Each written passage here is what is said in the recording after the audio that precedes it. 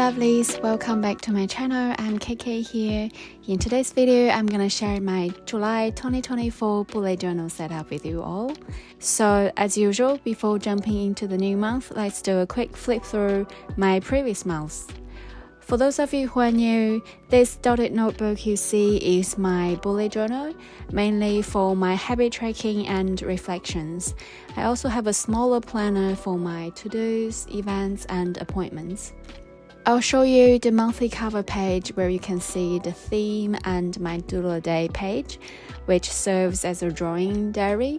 I won't share the filled pages inside as they're quite personal, but I do have set up videos for every month, so if you're interested or looking for inspiration, feel free to check them out. I also have videos showing my other planner if you are curious. There's a funny story behind this July setup.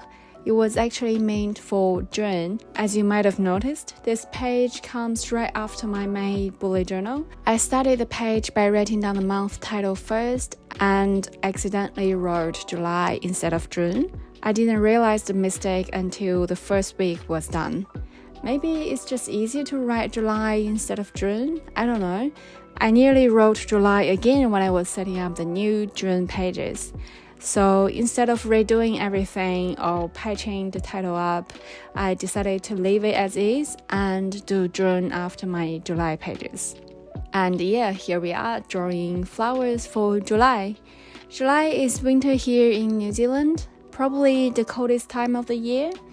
I didn't want to do a winter theme and make myself feel colder, so I decided to draw some flowers to cheer myself up.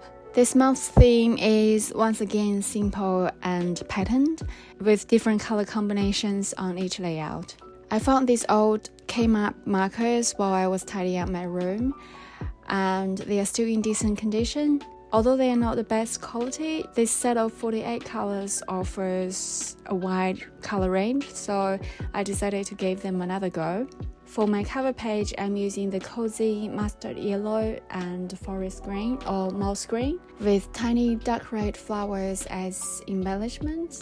On the left hand side, I'll use the same yellow and green for my doodle a day section.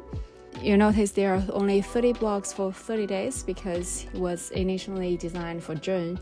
I hadn't realized the title mistake at this point. No biggie though, I love the color combo and it looks cute and cozy. Moving on to week 1, I'll be using 2 shades of purple, more like mauve actually. For my weekly layout, I'll stick to my usual 8 block format. 7 blocks for each day and the 8th block is for my weekend review. The blocks will be in the center of the pages with drawings on either side. These colors have a winter feel, right? They are the cold type of colors, but because they're quite dark, they remind me of bold tree trunks in winter. What do you guys think?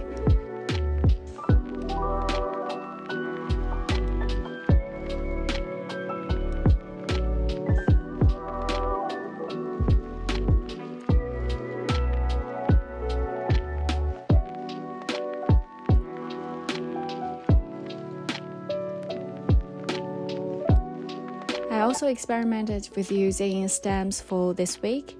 The result wasn't the greatest, so I had to cover it up and redo it. The letters still turned out a wee bit too big. They don't look terrible, but I'll switch back to handwritten letters in the following weeks.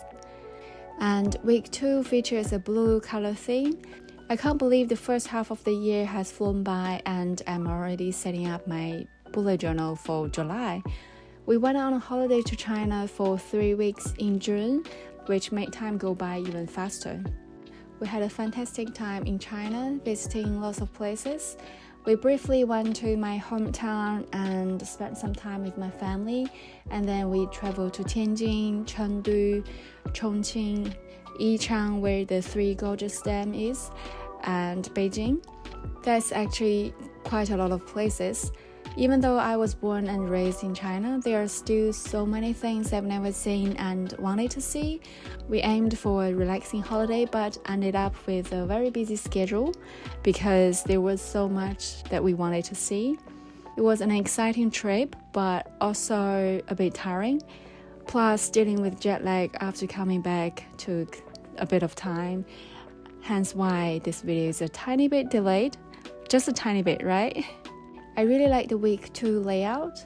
Light blue for the frames and darker blue flowers at the top and bottom to balance the page. I usually use darker lines for frames, but this page turned out surprisingly nice using the light blues. And also writing the titles by hand is so much easier and quicker, so I really like it.